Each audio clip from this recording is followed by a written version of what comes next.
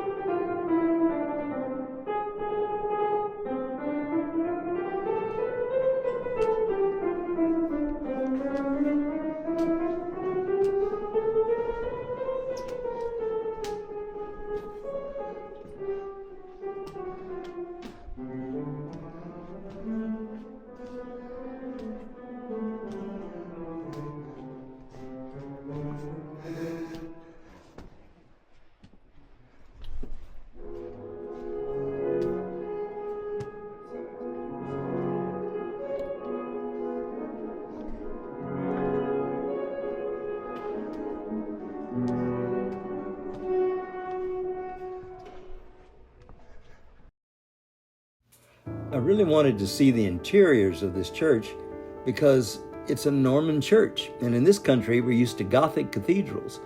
An example of the difference is perfectly illustrated at the end of the aisle. See those 3 Gothic windows added over the top? And then 2 courses of Romanesque or Norman flattened arches, not pointed. And the other thing that's important is that the reason why Gothic became so popular is light came in. These places were very dark and very scary. The better to terrify you with. And it's difficult to see, but up on the right there is the repose of Reher, our host, and his tomb memorial. I'll find a still and show it to you in a sec.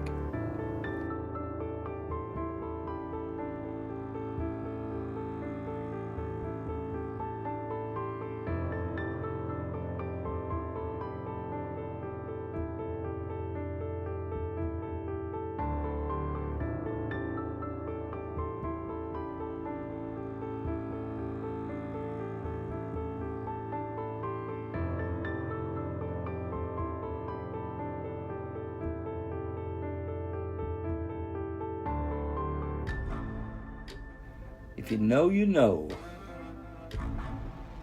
When traveling, bathrooms are both a necessity and sometimes difficult to access. So here's a little sojourn to the men's room or the gentleman's room, and the attendant door battles necessary to get into same.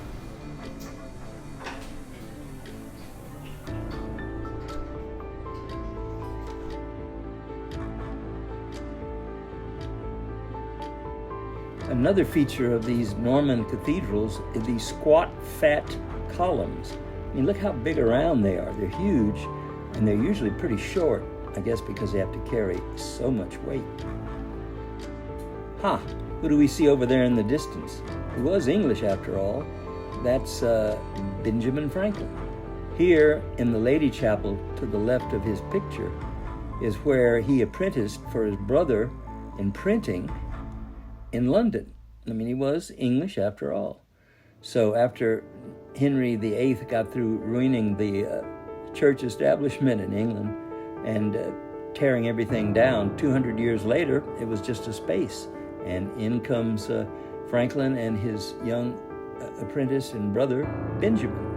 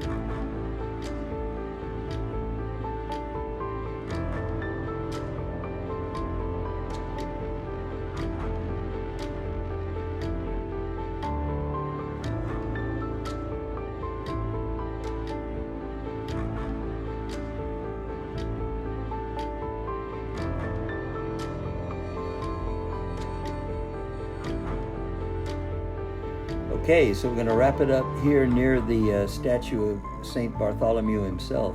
Never one of my favorite images, but him standing with a knife in his hand and all of his skin draped over his arm. Pretty gruesome. Toodles. Hallelujah.